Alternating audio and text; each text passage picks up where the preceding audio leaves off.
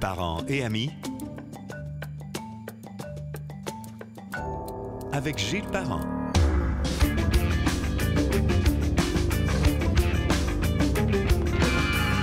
Bienvenue sur Parents et Amis, que l'on peut écouter sur gillesparent.com, sur Spotify, Google Podcast, Balado de Apple et le canal YouTube sous Parents et Amis. Et évidemment, n'oubliez pas de télécharger l'application Parents et Amis sur Apple Store. Il est le professeur au département de communication à l'Université d'Ottawa. C'est moi qui statue ça ici aujourd'hui. Il est auteur, conférencier et chercheur et c'est un de vos préférés. Bonjour Luc Dupont, comment ça va? Bonjour Gilles, ça va très bien toi? Content de te parler. On a un bon menu. Au moment où on enregistre, on est le 16 novembre, donc on est aux portes du la fameuse Coupe du monde de soccer au Qatar, qui a fait beaucoup parler pour toutes sortes de raisons. Mais c'est difficile dans ce cas-ci, Luc, de parler que du sport. Hein? Tu sais, Oui, et quand on parle de la FIFA, de façon générale, je te dirais que la politique est jamais très, très loin. On l'a vu avec la Russie en 2018. On l'a vu également avec d'autres choix. Je pense à l'Afrique du Sud, qui était essentiellement un choix politique. Également, Mandela, à l'époque, tu te souviens peut-être, s'était déplacé pour s'assurer donc que l'Afrique du Sud obtienne cette présentation-là, cette Coupe du Monde-là, ce qui d'ailleurs s'était confirmé par la suite. Soit dit en passant, pour ceux qui nous écoutent et qui seraient passionnés, là, mais complètement mordus de la FIFA, et des déçus en particulier politiques de tout ça. Le nouveau documentaire sur Netflix est absolument incontournable. En 4 épisodes, là, on fait la genèse, donc les origines de la FIFA autour de 1930, en fait, appelons-les les présidents, ou en tout cas ceux qui ont contrôlé à toute fin pratique la FIFA à travers les années. Très, très peu de joueurs en réalité. Là, je te parlerai de, mettons, 3 joueurs en forçant un petit peu. Et évidemment, parler de sport dans ce cas-ci, et malheureusement de foot et de soccer, c'est aussi beaucoup parler de politique. Et d'ailleurs, moi, je me disais, quand on a eu les Jeux olympiques, parce que je fais un lien FIFA-Jeux olympiques, parce qu'il y a eu pour les deux cas des malversations, il y a eu des documents qui ont été révélés, il y a eu beaucoup de suspicions aussi. Sochi, ça avait coûté très cher. En Russie, on sait un peu comment... Aujourd'hui, on parle de la Russie pour autre raison, mais derrière ça, on voit qu'il y avait toutes sortes de tractations qui se sont produites. Quand on a parlé de Pékin, on a compris que quand Pékin décide, puis qu'il décide de recevoir, puis il faut que ça soit bien. Puis on a bousculé aussi beaucoup, ce qui fait que pour ce qui est des droits de l'homme, on n'est pas surpris qu'il y ait tant de... Puis dans ce cas-ci, au Qatar, c'est la même chose. On a parlé des droits de l'homme, ça a été difficile. Mais malgré tout, ce qui, moi, me fait plaisir, puis c'est pas une question, parce qu'on ne peut pas tout changer, tout régler pour ce qui s'est produit. Je suis content de voir que l'information va être là quand même, puis qu'on va donner la chance aux athlètes quand même de se produire.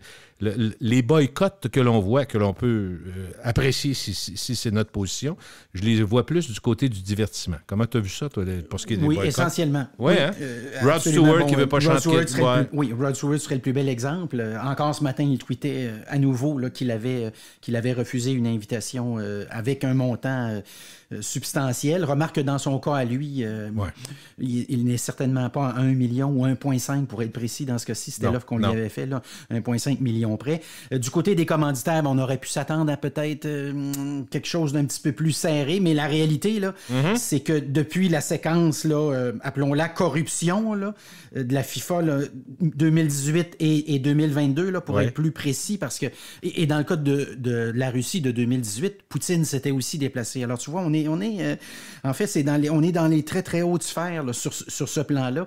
Mais la réalité, là, c'est qu'il y a 2 entreprises actuellement qui vont la jouer profil bas. La première, c'est ING, qui est une des gros commanditaires. Oui, un des gros commanditaires de l'équipe du Danemark, qui a dit, nous, durant cette Coupe du Monde-ci, alors je parle évidemment de ce qui se passe au Qatar. Les assureurs, ça, ING?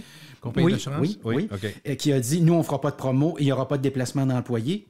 Okay. Ce qui, normalement, c'est une grosse partie d'ailleurs souvent de ce que j'appellerais les goodies, hein, ou les cadeaux bonnies, que l'on les donne cadeaux, aux employés, c'est de déplacer comme ça justement les gens en disant on va aller voir des matchs de la Coupe du Monde et puis on ne payera pas très très cher, d'autant plus qu'on est les commanditaires. Alors ING a dit nous, cette année, profil bas. Et l'autre, la réalité, là, c'est qu'il y a un seul joueur qui, depuis donc cette séquence-là, a dit nous, on n'est plus capable. Il y en a une seule entreprise sur la planète Terre, c'est Sony. Ah oui? Tous les autres joueurs, même les joueurs pour qui c'est problématique la Coupe du monde au Qatar, parce que je te rappelle qu'on ne pourra à peu près pas consommer d'alcool, évidemment. Alors, sur le plan de la religion, on veut respecter évidemment les coutumes du pays.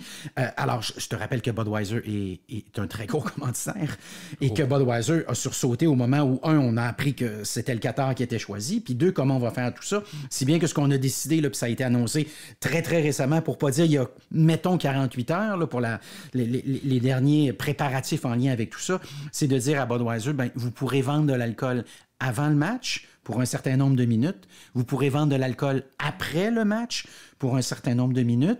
Vous ne pourrez pas vendre d'alcool durant le match et vous ne pourrez pas vendre d'alcool dans les enceintes, donc dans les stades. Les stades, exact. Alors, le Budweiser, évidemment, n'a pas le choix. Tu peux évidemment pas arriver et dire non, ça se passera pas comme ça. Et pour Budweiser, c'est majeur parce qu'eux sont associés avec la Coupe du monde depuis 35 ans. Tu as McDonald's qui est là depuis plus de 20 ans. Tu as Adidas qui est la première commandite qui était là il y a 70 ans, qui commandite le ballon et qui paie cette année 100 millions de dollars juste pour pouvoir s'associer à cette coupe-ci du monde. 100 millions de dollars. Et regarde comment ça devient amusant, Gilles. C'est que tu peux être commanditaire, je le rappelle toujours, donc on les appelle parfois commanditaires ou partenaires. Là. Je vais utiliser parfois l'une ou l'autre des expressions, là, mais en réalité, c'est deux groupes de commanditaires ou de porte-parole ou d'entreprises qui appuie différemment la Coupe du monde. On va simplifier tout ça si ça ne te dérange pas. Mais tous ces... Alors, dans le cas d'Adidas, ce qui est remarquable, c'est qu'il y a les chouclacs. Tu vois-tu un peu le problème? J'adore que tu dises chouclac. J'ai l'impression que je suis le seul à dire. Espadrille, c'est pas nous, hein? Les chouclacs. Tu me dis ballon, 100 millions. Évidemment, le long du terrain aussi, avec les pubs qu'on verra durant la Coupe du monde. Mais la réalité, c'est qu'il y a des joueurs. Ces joueurs-là ont des souliers de sport, des espadrilles, ou des chouclacs, comme on les appelait dans le temps. Et ça, tu peux pas toujours contrôler ça. Parce que parfois, c'est le joueur, parfois, c'est l'équipe. Alors, je te donne l'exemple d'Adidas, j'y reviens. Tu t'attendrais à ce que pour 100 millions de dollars, j'espère que tout le monde va porter des Adidas. Mais c'est pas le cas. Et cette année, ce qui est assez remarquable, c'est que sur l'ensemble des équipes, il y en a 32 plus précisément, c'est la dernière Coupe du monde avec 32 équipes. Dorénavant, on jouera à 48 équipes. Et la raison simple, il y en a une, elle est extraordinairement simple, c'est les droits de télé, évidemment. Parce que plus tu as d'équipes, plus tu as de gens intéressés, plus tu peux augmenter ou hausser la cadence des droits télé. Mais je reviens à Nike. Nike est curieusement l'entreprise qui va chausser le plus d'équipes. Mais je te rappelle que ce n'est pas un commanditaire officiel. Est-ce qu'il va annoncer au sens où on l'entend au plan national, peut-être, dans certains pays? Ils vont annoncer dans toutes sortes de pays, évidemment. Mais techniquement, là, tu me dirais, c'est qui le commanditaire officiel? C'est Adidas. Alors, Nike a 13 équipes. Il y en avait 10 lors de la dernière Coupe du monde. Adidas en a 7. Donc, la moitié moins. Ils en avaient 12 lors de la Coupe du monde précédente. Alors, si c'était eux qui étaient numéro 1, ils sont devenus numéro 2, tu me diras, mais qu'est-ce qui s'est passé entre-temps? Un, c'est que c'est toujours un guess. C'est-à-dire que tu dis, OK, est-ce que l'Égypte devrait participer à la prochaine Coupe du monde? Mettons que tu dis oui, ben tu vas approcher l'équipe de l'Égypte en disant, on voudrait peut-être vous fournir les chaussures. Tu vois un peu Alors, une fois de temps en temps, toi, tu me dis... Moi, je pense que l'Italie va être là à la Coupe du monde. Je suis certain de mon coup. Oups! L'Italie te fait dans les mains. Ben là, t'avais beau commanditer l'équipe. Tu vois un peu le problème? T'es pas là, Alors, ce qui s'est passé du côté d'Adidas, c'est qu'on n'a pas bien choisi les pays. Et dans certains cas, on a aussi perdu des contrats d'importance. Si bien que, je le rappelle, c'est super important. Nike n'est pas le commanditaire officiel, mais c'est Nike qui va chausser le plus d'équipes. Et plus on va aller dans les séries finales, le défi, c'est quoi? C'est de t'assurer que tes équipes, un peu comme quand tu fais ton pool de hockey, tu as choisi tes joueurs et tu te dis, il faut absolument que Tampa Bay soit le plus loin possible parce que je n'ai 5 de Tampa Bay. Mais là, tu vois un peu le défi ici, c'est que tu en as 7 dans le cas d'Adidas, tu en as 13 du côté de Nike. Et ce qui est remarquable à cette Coupe du monde-ci, c'est que le troisième, c'est Puma à 6. Adidas, 7. Vois-tu un peu, là? Donc, ce qu'il faut conclure, c'est que Puma, avec beaucoup, beaucoup, beaucoup moins de fric, a mieux choisi les équipes ou a approché les équipes qui coûtaient un petit peu moins cher. Alors, généralement, c'est ce qu'ils font. Et donc, c'est un coup de génie. Pour tous les autres, c'est des entreprises à peu près pas connues. Kappa, Majid, connais-tu ça? Non. Marathon, connais-tu ça? One All Sport, connais pas ça? New Balance, ça me dit quelque chose. Ouais. Hamid, connais pas. Vois-tu? Ouais. Alors, à la fin, ça donne ça. Prof Dupont, quand il y a tant d'argent qui, pour les commanditaires officiels, est mis en jeu, est-ce que jusqu'à la réalisation, c'est-à-dire, tu vas me voir venir, là, des matchs, on intervient, c'est-à-dire pas trop de gros plans sur des commanditaires qui ne sont pas là ou faites attention à ça. Est-ce que tu penses qu'on va jusque-là pour protéger ceux qui mettent des millions et des centaines de millions? Oui, de façon, je dirais, plus subtile, non officielle ou intangible, effectivement. Quoique, tu vas toujours te faire avoir. Je te donne l'exemple classique. Ouais. Ça reste l'événement clé dans l'histoire de la commandite lors de la Coupe du Monde. C'est Pelé. Évidemment qu'il n'a pas besoin de présentation, à moins que vraiment vous ne connaissiez pas le foot, mais du tout. Mais ce qu'il faut savoir, c'est que Pelé, ce serait, je ne sais pas, le Gordéa ou le Maurice Richard de la place, mettons, dans le domaine du foot, et qui, lui, à un moment donné, est dans la chambre des joueurs après un match, puis les gars enlèvent leurs chouclaques, leurs souliers, puis il remarque que pas mal tous les gars sont commandités, reçoivent de l'argent d'un annonceur, d'une firme d'espadrilles, de souliers de sport. Puis il se pose la question, mais je comprends pas, parce que je pense que le meilleur... Ça serait moi, mettons. C'est moi. Mais comment ça qu'il y a personne qui veut travailler avec moi? Et là, ce qu'il apprend, parce qu'il approche un des gars qui achète les droits des joueurs, et qui lui chuchote à l'oreille, écoute, on a une entente entre les différentes compagnies de chaussures de sport. Toi, on t'approche pas. Mais pourquoi vous ne m'approchez pas? On pense que tu vas coûter tellement cher que les autres vont demander un petit peu plus. Donc, on est prêt à sacrifier toi qui est le meilleur pour payer un petit peu plus cher puis signer tous les autres. Avoir tous les autres, c'est ça. Mais là, il regarde ça puis il entend ça. Qu'est-ce que tu penses qu'il fait? Il dit, mais voyons, qu'est-ce que vous m'annoncez là? En passant, on peut s'entendre. On peut s'entendre, puis sais-tu quoi? On va s'entendre drette là. Mais là. L'autre dit, ouais, c'est parce qu'on s'est juste entendu entre les compagnies, puis... si je te donnais mon chiffre, si je te donnais mon montant, il l'entend, il dit, écoute, je signe. Le match suivant, donc on est dans la Coupe du Monde, tu me suis toujours? Oui. On est au début du match. Toutes les caméras du monde sont là. Et au moment où l'arbitre siffle le début du match, Pelé lève la main. Attendez un peu! Faut que j'attache mon soulier! Il se penche. Arrête, toi. Il attache son soulier. Toutes les caméras du monde sont en train. Il se relève, il dit, c'est parfait. L'arbitre vient pour relève la main, elle vient pour repartir le jeu. Attends un petit peu! J'ai un deuxième pied! Il se penche, il attache son autre soulier. Puma. Généralement considéré la plus grande commandite de tous les temps. Puis à ce moment-là, c'était tellement novateur que ça a pris quelques jours pour que les gens réalisent que, hey, attends un petit peu. Ça se peut-tu qu'il nous en a passé une méchante vite? Est-ce qu'on sait? Jamais vu aller. Luc, est-ce qu'on sait si c'est l'idée de Pelé ou si c'est l'idée de quelqu'un d'autre? D'après moi, connaissant le bonhomme, moi, je pense que c'est l'idée de Pelé. Puis c'était sa façon de dire aux autres, vous ne m'offrez plus jamais ça. Bon, remarque que pour la petite histoire, on sait que Pelé était un gars qui marchait beaucoup à l'argent. Tu me diras que des athlètes qui marchent en argent, il y en a quelques-uns.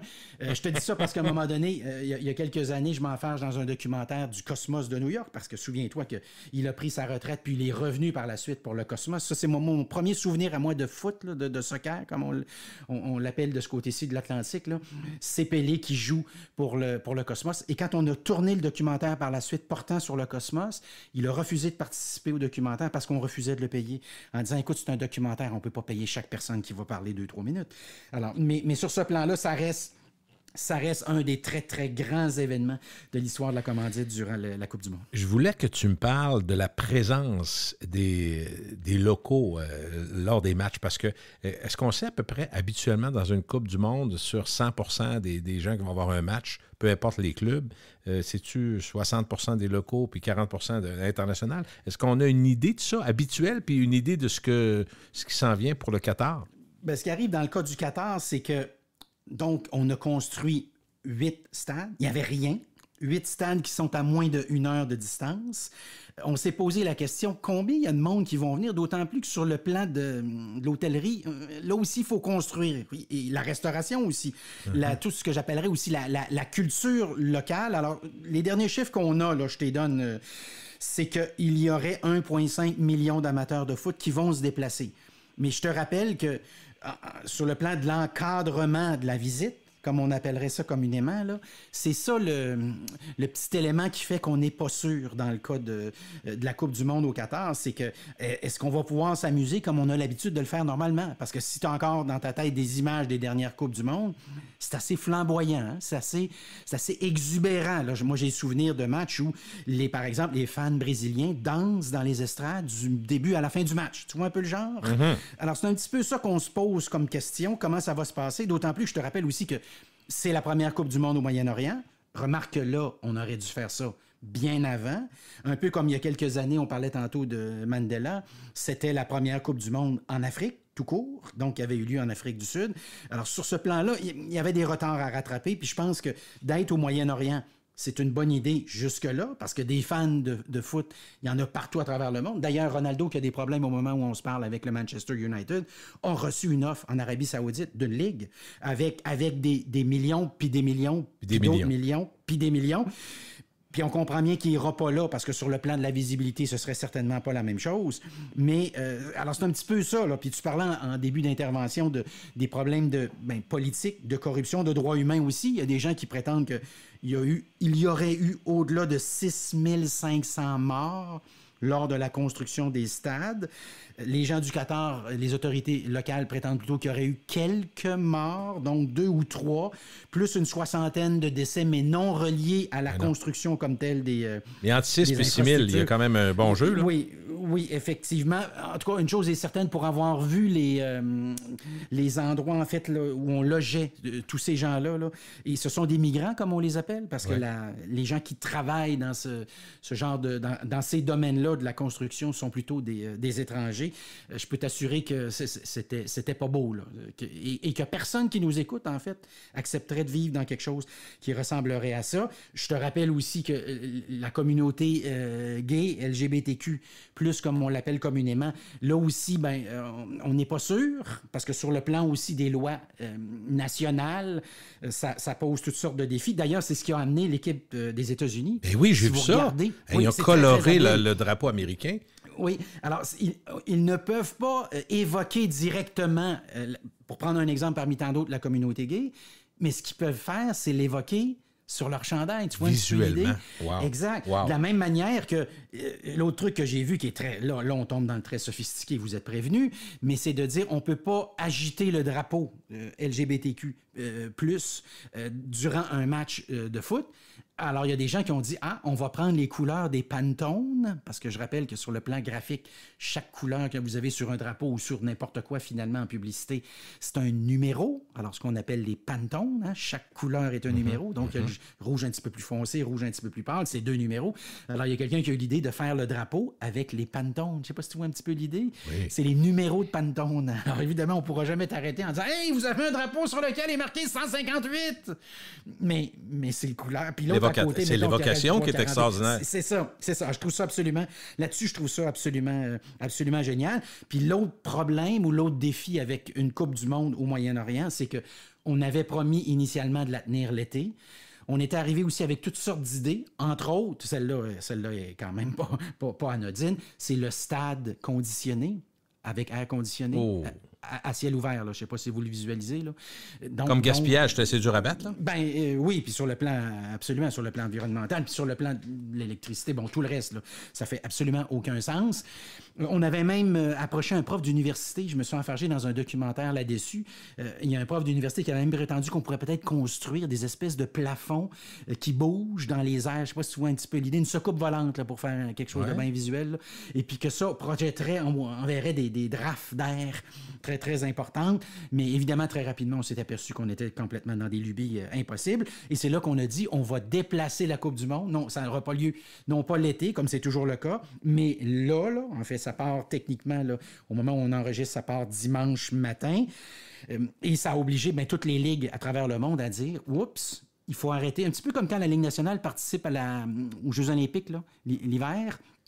C'est un petit peu le même genre de problème qu'on a ici. Il faut arrêter les activités pendant plusieurs semaines, ou bien on continue sans les joueurs vedettes. Tu vois un petit peu le genre de défi que ça pose. Alors, la première ligue, la Ligue britannique de soccer, par exemple, a dit, nous, on va arrêter juste 8 jours avant. Donc, l'équipe a à peine, là, on peut présumer que certaines équipes nationales, parce que parmi les meilleurs joueurs, on les retrouve dans cette ligue-là, mais entre autres, l'équipe britannique, tu peux imaginer, là, ils auront joué ensemble pendant peut-être 6 à 7 jours, parce que le temps d'arrêter, le temps de monter dans l'avion, le temps d'arriver là-bas, le temps de s'installer, le temps de faire la première pratique, on me dira, ils se connaissent déjà un peu. Oui, ils se connaissent un petit peu, mais on va reconnaître que c'est peut-être pas l'idéal. Puis, tu devines aussi que toutes les stations de télé qui retransmettent ça, on dit, mais vous pouvez pas nous faire ça.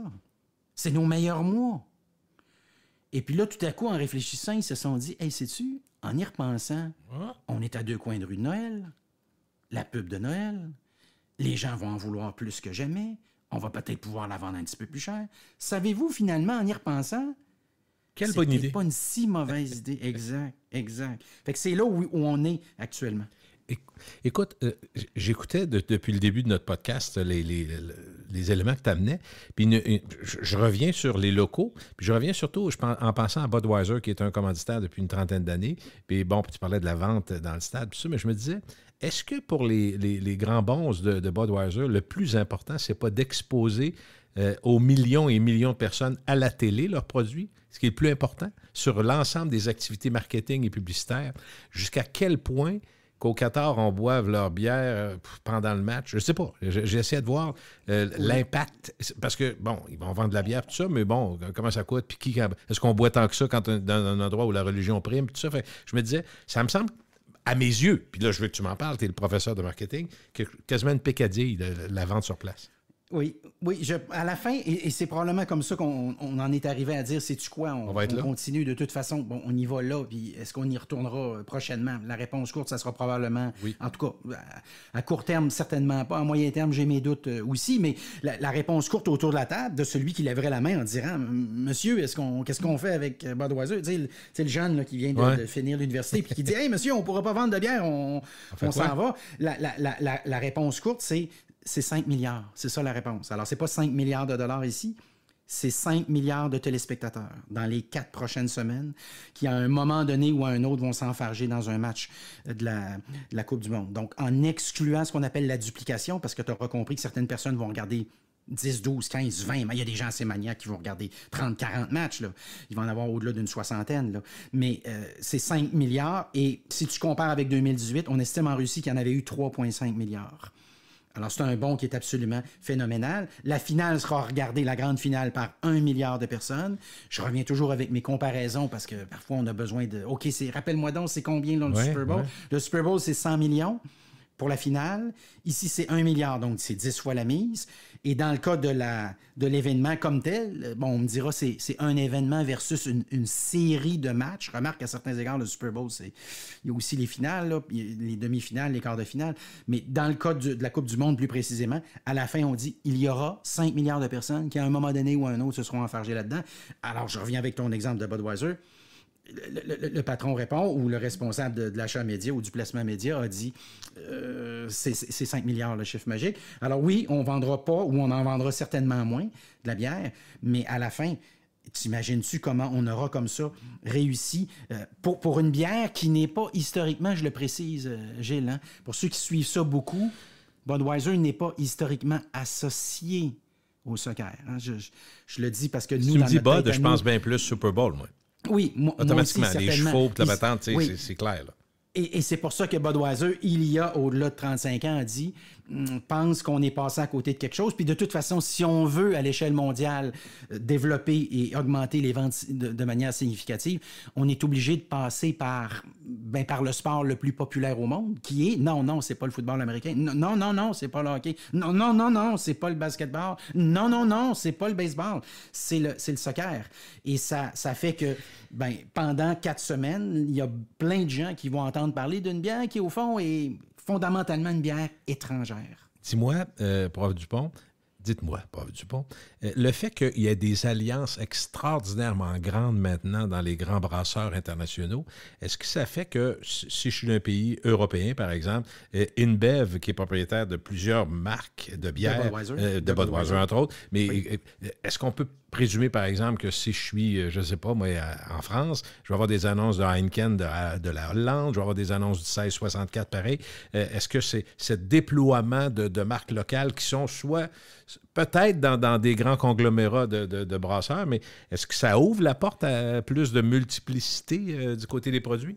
Oui, parce que là, tu fais référence non plus soudainement aux commanditaires de manière officielle ou aux partenaires, là, pour utiliser les deux expressions qu'emploie la FIFA, mais tu fais référence aux annonceurs. Mm-hmm. Alors, il n'y a rien qui empêcherait localement, par exemple, un brasseur quelconque d'appuyer l'équipe. Un peu d'ailleurs comme l'exemple que je te donnais en début de podcast, Nike qui n'est pas techniquement un commanditaire officiel, mais qui, la réalité à la fin, là, si ces équipes se rendent relativement loin dans les séries, ça devient de façon non officielle le commanditaire parce que c'est lui que tu vas voir. C'est lui qui va équiper Ronaldo, là, l'équipe portugaise, alors qu'Adidas sera plutôt avec Messi. Alors, tu deviens un petit peu le genre de chicane ou de débat ici. C'est que tu veux que ton équipe se rende le plus loin possible. Mais oui, au niveau local, tu as toujours des annonceurs qui vont ponctuellement apparaître et disparaître. Techniquement, l'exemple que je te donnerais, c'est Gazprom avec la Russie, qui n'est pas là cette année.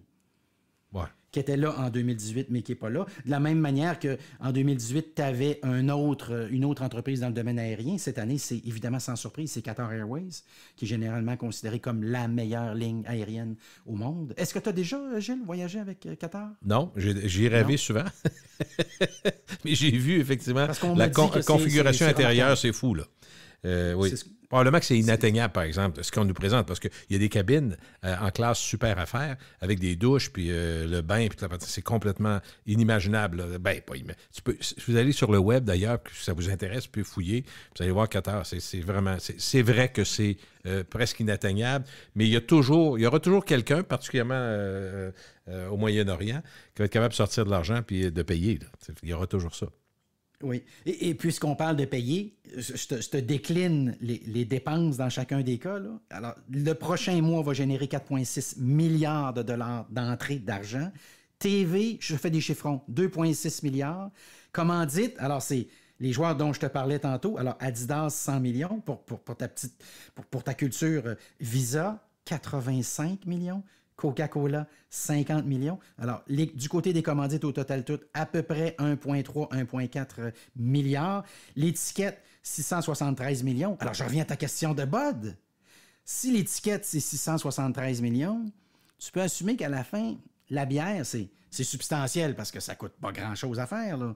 Mais au final, le 5 milliards de téléspectateurs est autrement plus intéressant. Et il n'y a rien qui empêche non plus le 5 milliards de téléspectateurs de déboucher une bonne en regardant un match, en regardant ça à la télévision. Ça, c'est sûr. Mais moi, la question qui est plus technique peut-être, parce que c'est une question de droit, mais je me disais, exemple, on est à Barcelone. Barcelone, Budweiser, ça veut rien dire. Comprends-tu? Ça veut rien dire. Zéro. Alors, moi, si je suis le grand propriétaire, est-ce que je peux m'entendre avec la FIFA ou l'organisation et dire, écoutez, nous autres, on va plutôt privilégier des produits qui sont disponibles là-bas. Là. Exemple, Heineken l'est souvent. Même Corona va l'être plus facilement que...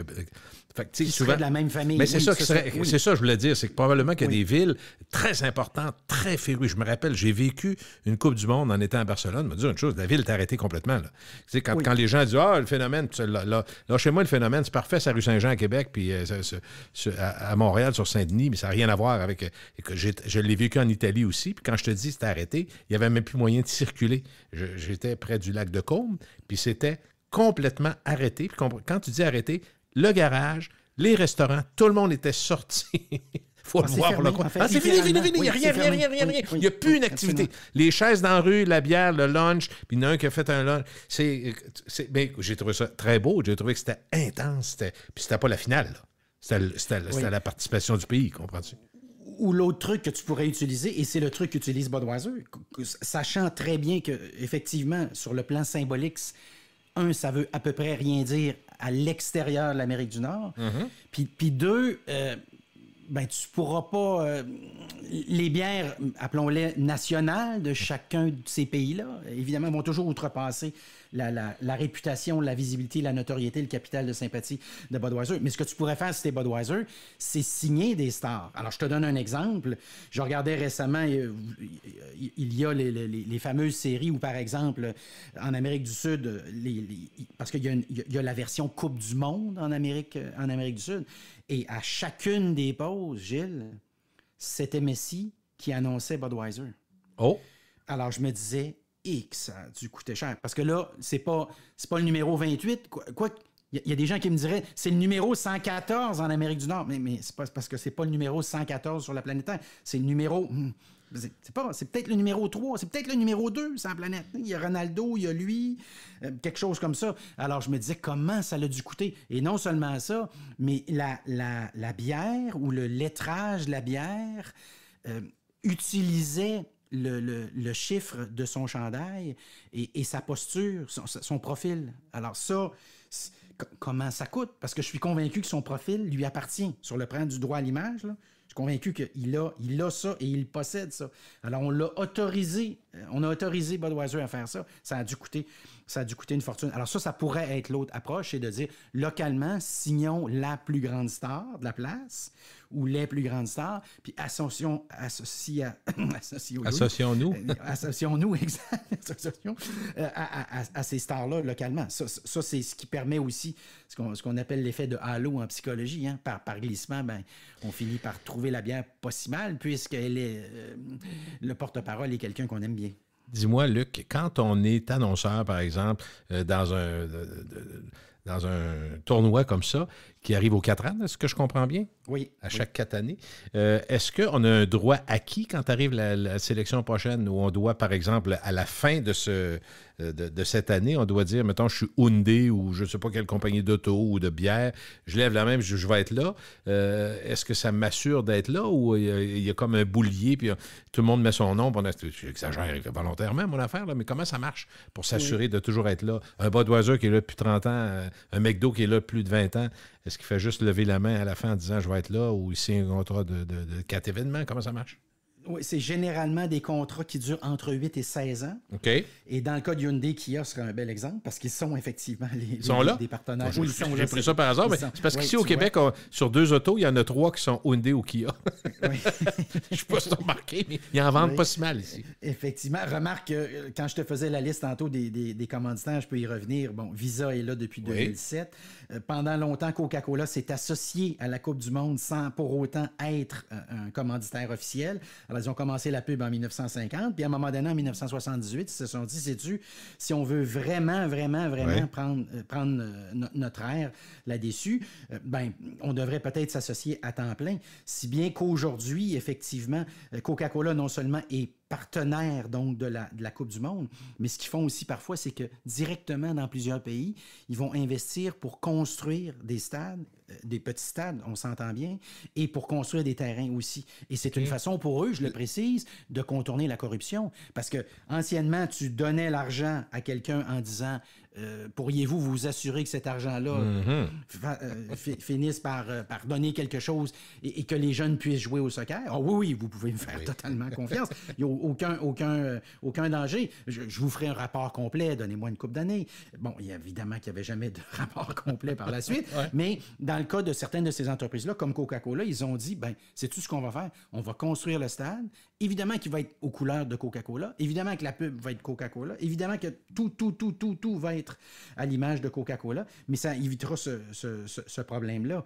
Dans le cas d'Adidas, eux, ils ne peuvent pas laisser passer Nike parce que, tu vois, même en mettant tout le gaz qu'ils peuvent mettre, 100 millions de dollars pour cette coupe-ci, ils se font quand même dépasser par Nike sur le terrain en termes de paire de chouclaques. Alors, eux, ça ne fera certainement pas leur bonheur. Et puis, pour tous les autres, il y a toujours une motivation derrière ça. McDonald's, là aussi, et ce sont tous les numéros 1, dans le fond, là, ou les numéros 1 perçus. Parce que c'est-tu Visa ou Mastercard qui est le numéro 1? Moi, je partais à dire Visa, mais je ne sais pas, je me trompe. Dire que c'est Visa. Ouais. Mais dans le cas de Visa, pendant des années, ils ont utilisé une campagne que je trouvais extraordinaire, dans laquelle Il disait on n'a pas besoin d'un passeport, mais d'une visa. Évidemment, un jeu de mots en anglais sur la carte, Visa, de Visa, exact. Et puis eux, depuis 2007, ils sont là. Et puis comme je le disais un petit peu plus tôt, la seule entreprise qui a dit à un moment donné, nous, on n'est plus à l'aise avec ça parce que lorsqu'on a annoncé et la Russie et le Qatar, dans les deux cas, il n'y a personne qui pensait que c'est ça qui se passerait à la fin. Et pour ceux qui auront la curiosité intellectuelle d'aller voir le documentaire en 4 épisodes de Netflix, c'est renversant, Gilles. Et dans certains cas, c'est des dépôts directs dans le compte. Est-ce que ça fait mal? Oui, quand tu dis c'est renversant, c'est quand j'ai terminé ça, j'ai eu de la peine. C'est drôle, ça ne me fait pas ça normalement. J'ai eu de la peine parce que je me suis dit, si ce niveau de corruption-là existe dans le sport professionnel, qu'est-ce que ça doit être ailleurs? Oh. Parce qu'ici, c'est assez simple, somme toute. Alors, chaque pays a un droit de vote. Ça veut dire que, pour prendre l'exemple du documentaire qui est très bien développé, les Caraïbes ont, grosso modo, 20 à 25 droits de vote. Alors, t'imagines-tu comment ils sont pesants? À certains égards, ils sont pas importants sur le plan économique. On s'entend là-dessus, c'est pas majeur. Mais sur le plan des droits de vote, ils sont centrales. Si tu t'entends pas avec les Caraïbes, tu ne pourras pas gagner. Puis c'est vrai pour être le président réélu, puis c'est vrai pour être le pays qui va accueillir accueillir la Coupe du Monde. Mais reconnaissons aussi que dans le cas du Qatar, je le disais un petit peu plus tôt, c'est la première fois qu'ils vont au Moyen-Orient. Puis 2, pour accueillir la visite, ils n'ont pas lésiné, là. Ils ont investi plus de 200 milliards en infrastructures, transport, hôtels, stades. Les 8 stades ont été construits. Un de ces stades-là, à la fin de la Coupe du Monde, va être complètement détruit. Il est construit avec des caissons de métal quand tu transportes là, sur les bateaux. Là. Ah oui? Les containers, comme on les appelle, là, mais appelons ça, tu les visualises. Très bien. Et c'est comme ça qu'on a fait ça. C'est-à-dire qu'on les a empilés comme des blocs Lego. Alors, je ne sais pas si tu vois la scène ici. Et puis, c'est comme ça qu'on a réussi à se faire un stade. Puis, dans plusieurs stades, ce qu'on a dit, c'est une fois que la Coupe du Monde est terminée, on n'aura plus jamais besoin de 40 000 sièges. Donc, on va construire des stades qui peuvent être démontables, où on est capable de faire disparaître la moitié des estrades, puis on va les donner à des pays qui, à travers le monde, n'ont peut-être pas accès. Mais c'est pas complètement fou. Est-ce que c'est moi qui est fou? Et je trouve ça brillant, effectivement, de l'avoir fait comme ça. Je trouve ça, oui. Est-ce qu'on va... En même temps, c'est de redonner à la communauté. Est-ce qu'on va utiliser la proximité avec Dubaï ou pas du tout pendant les Jeux? Non, c'est pas quelque chose... Non, c'est pas quelque chose qui, à ma connaissance, est exploité sur ce plan-là. Puis pour eux, d'accueillir autant de visites, là, je rappelle 1,5 million de personnes, ça va être un joyeux défi parce que déjà aujourd'hui, donc au moment où on enregistre ce matin, tu avais une vidéo qui circulait sur Twitter dans laquelle tu vois un journaliste qui est en train de faire son topo de début de Coupe du Monde. J'ai vu ça. Et tu l'as vu. Ben oui. Et il est interrompu par la sécurité du Qatar qui dit « Mais monsieur, vous n'avez pas le droit de tourner. » Et on menace de... Mais ça peut pas être pire que ça. Là. Sur le plan des relations publiques, ça peut pas commencer plus mal que ça. Là. C'est qu'on dit... On n'est pas sûr, puis on vous fait pas confiance, puis on te regarde droit dans les yeux. C'est juste quelqu'un qui parle de ton pays puis de l'événement. Ça va bien se passer. Oui, il est juste en train de faire un petit topo classique. Et donc, on intervient. Ils arrivent en carte de golf. Tu pourrais pas l'inventer. Ça peut pas être plus loufoque que ça. Et là, tu as des gens qui se donnent de l'importance. Ça arrive parfois dans des stationnements. Quelqu'un qui a eu une chance comme ça extraordinaire de dire à quelqu'un « Tasse ta voiture ». Mais dans ce cas-ci, qui dit « T'as pas le droit de filmer ». Et le monsieur dit, mais monsieur, je suis journaliste, je suis danois. Accrédité. Je suis accrédité. Voici mon accréditation. Et on lui dit, on n'en a rien à foutre. Et là, on menace. Alors la caméra se met à bouger comme dans un film, là. Tu sais, la caméra qui est haute. Le ciel, là, les souliers. Oui, et là, le journaliste a la présence d'esprit, parce qu'on ne sait pas, nous, c'est quoi qui se passe, de dire, mais monsieur, ne cassez pas ma caméra. Alors tu vois un peu genre. Et ça part tout mal. Bon, depuis ce temps-là, le Qatar a émis un communiqué en disant « On s'excuse, on n'aurait jamais dû faire ça. » C'est qui ces tarlas-là? C'était-tu des officiels? C'était quoi? On ne sait pas. Écoute, ça n'a pas l'air des policiers. Je sais pas. Oui, mais de quoi aurait l'air de vrais policiers? Je te poserai la question. Non, agent de sécurité, mettons, je sais pas. Oui, quelque chose comme ça. Mais visiblement, il y a un muscle qui n'a pas été développé, puis ils vont le découvrir dans les prochaines semaines, parce que si ça arrive, tu peux imaginer le reste, là. Parce que là, tu accueilles des gens, puis une fois de temps en temps, il y en a un qui va boire un petit peu trop. On sait ça, là. C'est pas une grande prédiction. Ça va prendre un ajustement là, avec la visite. Il y a un ajustement culturel, certainement. Évidemment, là-bas, on a dit, écoutez, Vous nous demandez souvent, quand on se promène à travers le monde, de s'ajuster sur le plan culturel. On va vous demander de faire à peu près la même chose. C'est sûr qu'il va y avoir des clashs. C'est sûr. Parce que là, avec cet événement-là, remarque, si j'étais responsable des relations publiques de l'événement, à cette heure-ci, pendant qu'on se parle, toi puis moi, là, il faut faire la réunion, puis il faut dire à tout le monde, écoutez, je vais vous montrer quelque chose, c'est exactement ce que vous ne devez pas faire dans les 4 prochaines semaines. Après les 4 prochaines semaines, vous ferez ce que vous voulez, mais pour les 4 prochaines semaines, il faut accueillir la visite correctement. Est-ce que, pour toi, ce serait une surprise, compte tenu des dernières semaines, derniers mois, dernières années, compte tenu du fait que les droits de l'homme ont été bafoués, ça a été prouvé dans la construction de plusieurs stades au Qatar, est-ce que tu serais surpris que certains événements, peut-être moins importants ou des moments moins importants, on voit apparaître, par exemple, des citoyens avec des pancartes, des affiches, puisqu'on essaie de briser un peu le rythme juste pour passer des messages? C'est drôle, on dirait que je ne serais pas si surpris que ça. Je sais que ça va être surveillé, mais... Oui, moi aussi. Remarque que c'est... Bon, ce que ça te donne à penser, l'événement auquel on référait il y a 2 instants, ça se peut que ça va être un petit peu pas mal difficile sévère. à cause de ça. OK, ouais. Ça se peut-tu que aussi sur le plan, encore une fois, culturel, ce que j'appelle toujours notre mallette culturelle, peu importe qui on est, où on a grandi, on transporte notre mallette culturelle. Moi, j'ai grandi à Québec, on faisait pas la file pour monter dans un autobus. Je suis obligé de te dire qu'encore aujourd'hui, quand j'arrive... je sais pas, moi, à Ottawa, puis il faut faire la file. Je trouve ça étrange. Vois-tu? C'est ça, la mallette culturelle. C'est de la même manière qu'à Québec, tu ne traverses pas la rue si le feu de circulation n'est pas rouge, alors qu'à Ottawa, si le feu de circulation est peut-être pas rouge, tu peux quand même traverser dans la mesure où on va respecter le passage piétonnier. Vois-tu un petit peu le genre? Oui, très bien. Et mes amis que j'ai qui viennent à Ottawa, qui se promènent à Ottawa, je suis obligé de leur rappeler que freine parce que cette personne-là n'arrêtera pas avec son vélo. Parce qu'elle va passer sur le passage piétonnier. Et tu vas la frapper.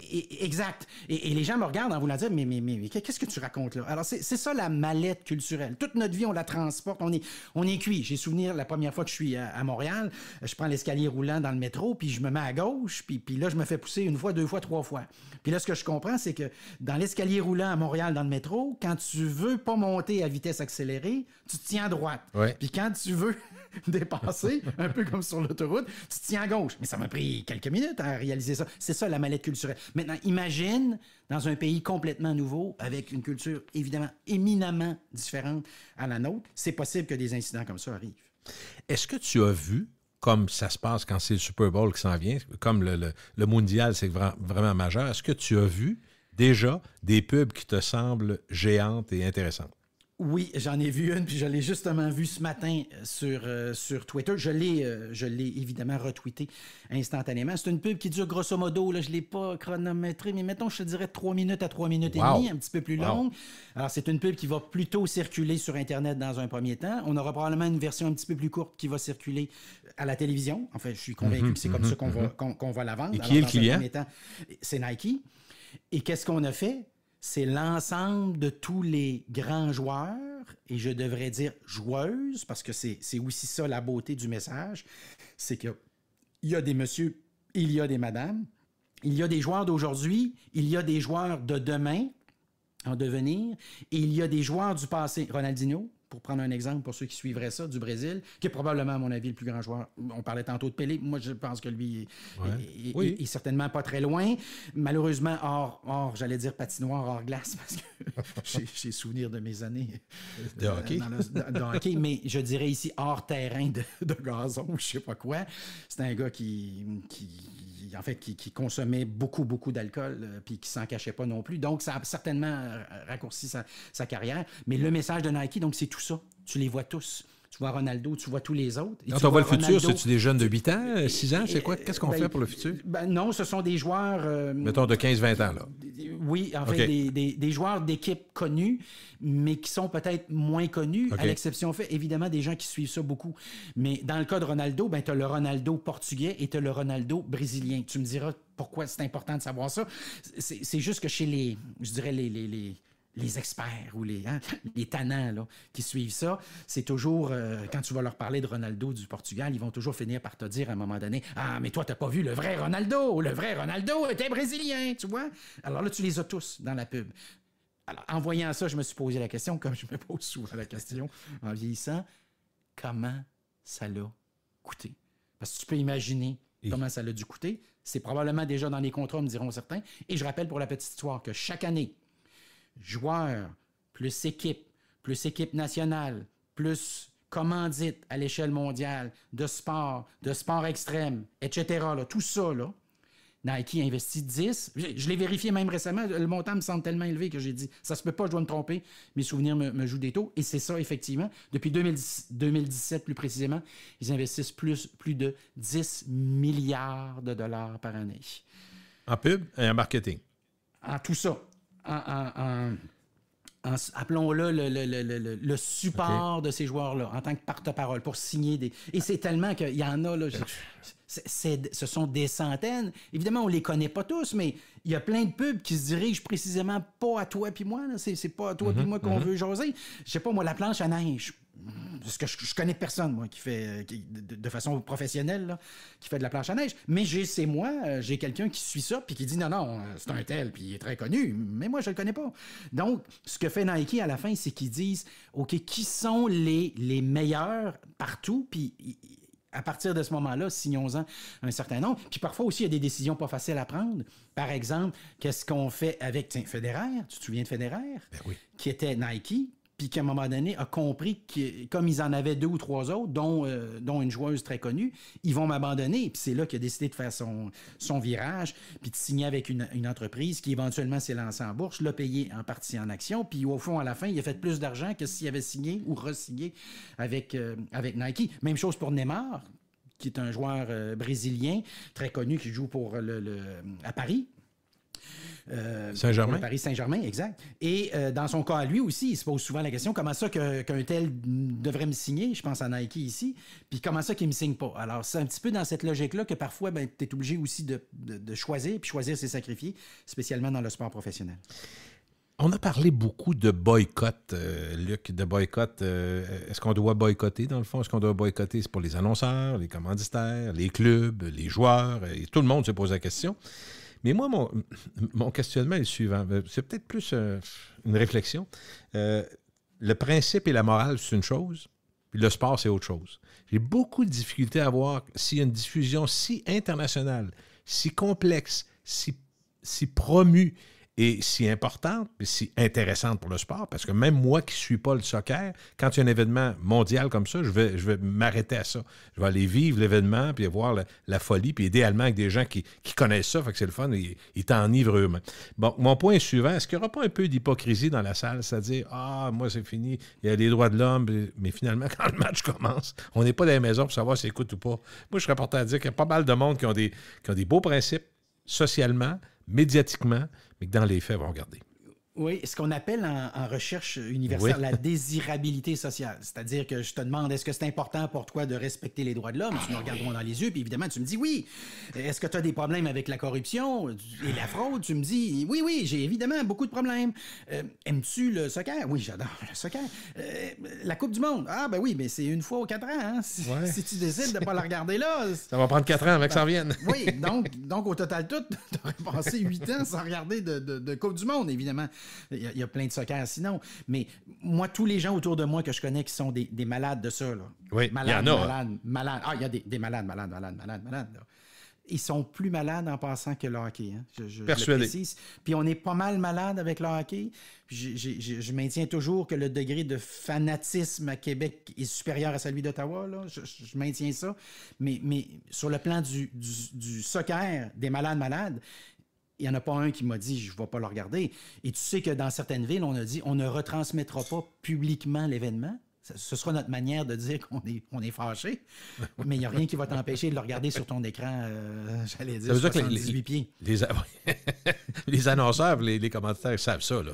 Tout est mesuré, ça se peut pas que... Tout ça est mesuré. Alors, on est loin de ce qu'on appellerait l'effet Hockey Canada. Là. Si tu essaies d'établir un parallèle, là. Dans le cas de Hockey Canada, le niveau, au fond, à la fin là, de problème était tellement important que des annonceurs qui étaient là et des commanditaires qui étaient là depuis des décennies, qui sont carrément associés au hockey. Là. Moi, dans ma tête, là, depuis 1970, là, je te nommerais l'entreprise qui, dans le domaine pétrolier, est associée au hockey. Parce que je me rappelle, en 90, de faire le plein d'essence. Je me souviens même de la station où mon père faisait le plein d'essence. Puis il nous donnait des petites cartes de hockey. Des petites cartes en papier dans le temps qu'on découpait. Et ça, exact. Les grands du hockey. Exact. Puis encore aujourd'hui, je m'enfarge là-dedans une fois de temps en temps. J'ai un compte que je suis sur Twitter, c'est le gars qui est spécialiste dans les images de sport nostalgiques. Et chaque fois que je vois ça, je sursaute parce que ça touche quelque chose. Alors, je reviens à ta question. Le capital humain émotionnel lié à ça est tellement important. Puis on sait que la beauté avec le sport, c'est que le match, tu vas le regarder en direct. Tu ne pourras pas skipper ou tasser les publicités. Et en même temps, ben, les publicités sont intimement associées à l'énergie du match. Alors, sur le plan émotionnel, tu as une ambiance, tu as un environnement qui est absolument unique. C'est quelque chose que tu pourras pas répéter. Puis ça explique le logo sur le chandail du Canadien de la Banque Royale. Parce qu'à la fin, tu fais le calcul de ce que ça vaut sur le plan de la visibilité au sens propre, en termes de perdus qui vont le voir le nombre, combien de fois par année. Mais tu arrives, puis tu as une autre dimension qui est un petit peu plus difficile à calculer, c'est tout le capital de sympathie de la marque, en l'occurrence ici, le Canadien de Montréal, puis comment ça vaut par glissement pour le logo de la Banque Royale. Puis la réponse, c'est ça vaut une fortune. C'est dur à chiffrer précisément, mais tous ces annonceurs-là dont je te parle, c'est les meilleurs dans leur domaine respectif. On n'apprendra pas à McDonald's à évaluer l'impact d'un événement sur le potentiel de vente du produit. Et c'est ce qui fait qu'ils ont quitté la Russie. Souviens-toi, c'est parmi les premiers à avoir levé la main en disant « on quitte la Russie ». Puis dans cette lignée-là, ben, tous les autres qui jusqu'à ce moment-là disaient « on peut pas parce que moi, mon fournisseur vient de telle place, puis pour mon autre... » Sais-tu, finalement, on vient de régler le problème. On a fait 2 appels, puis on a réglé ça, mais en tout cas, on avait le problème de le régler avant que McDo nous annonce qu'il s'en allait, mais vois-tu un petit peu l'idée? Alors, sur ce plan-là, tous ces joueurs-là ont évalué ça. Puis il y en a un seul qui est arrivé à la fin de la conclusion qu'on est peut-être mieux de ne pas toucher à ça. Puis ça ne va pas s'améliorer avec le temps. C'est Sony. Puis Sony, tu peux deviner qu'il devait être furieux que la Coupe du monde de 2022, qu'on pensait qu'il aurait lieu aux États-Unis, va avoir lieu au Qatar. Que celle qu'on pensait, celle de 2018, qui ne devait pas avoir lieu, en fait, qui devait avoir lieu n'importe où, sauf en Russie, à la fin, a eu lieu dans la Russie de Poutine. Alors, eux, c'est les seuls à la fin qui auront levé la main en disant « Nous, on quitte. Nous, on s'en va. Nous, on en a marre. Il n'y a rien qui risque de s'améliorer. » Puis la prochaine Coupe du monde, 2026, 3 pays. Alors là, à la fin, là, ça a été quoi la stratégie ici? Les États-Unis ont probablement dit « Si on ne l'a pas eu la fois d'avant, c'est qu'il y en a qui ne nous aiment pas beaucoup. » Pourtant, c'est généralement considéré la Coupe du monde aux États-Unis comme étant la Coupe du monde la meilleure de l'histoire sur le plan des rendements pécuniers. Là. Je parle de la commandite, je parle des sous, parce que, 1, on a fait découvrir le soccer à une masse de monde. 2, on a construit 0 stade, ça n'a rien coûté. 3, on a reçu de la visite comme jamais. Puis 4, on a vendu de la pub puis de la commandite comme jamais. Alors, on aurait pu penser à ce que les gens disent, on va aller aux États-Unis. Oui. C'est pas ça ce qui s'est passé. Après ça, Mexico s'est probablement dit, on est-tu capable d'accueillir cet événement-là 4-5 semaines de temps, tous les stades dont on a besoin, les problèmes de sécurité qu'on a, parce que ces temps-ci, se promener au Mexique, c'est prendre certains risques. Puis le Canada s'est probablement dit, on a fait le tour des villes, puis Montréal veut pas. Tu te souviens? Montréal a dit, on veut pas nous autres. Sur le plan coût rendement, là, ça marche pas. 1 match ou 2 matchs, et ça va nous coûter X dizaines de millions de dollars. J'ai entendu des chiffres comme même 100 millions pour accueillir un match.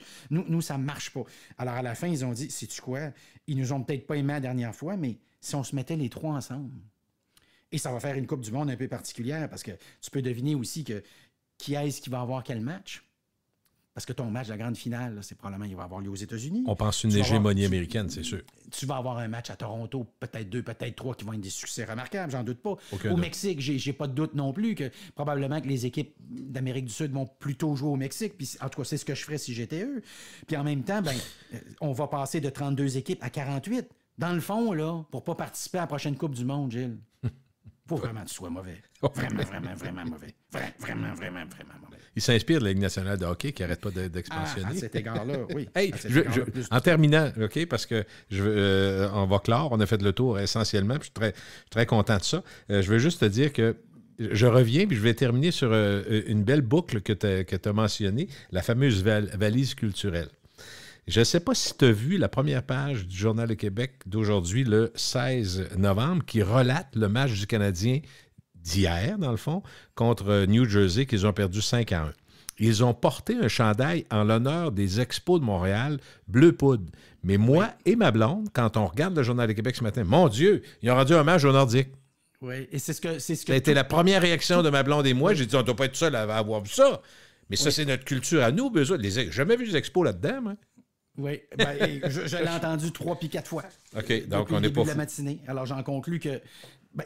sais-tu quoi, Gilles? J'en conclus qu'il le savait peut-être aussi un peu. Oui. Parce que remarque, au jeu du bleu... Ben voyons.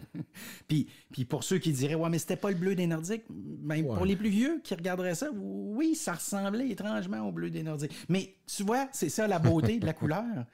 De la même manière qu'il y en a qui me disent en regardant Tampa Bay, tu vas me dire ça prend 3 bières pour dire ça. Là. Mais il me dit, hey, ça ressemble aussi au bleu des Nordiques. Là, wow, là, ça prend 3 caisses. Hey, c'est pas 3 bières, c'est 3 caisses.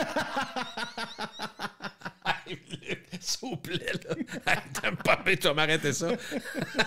Plus 2 Corona. OK. Hey, merci beaucoup, Luc. On se reparle pour le spécial des fêtes? Assurément. Parfait, salut.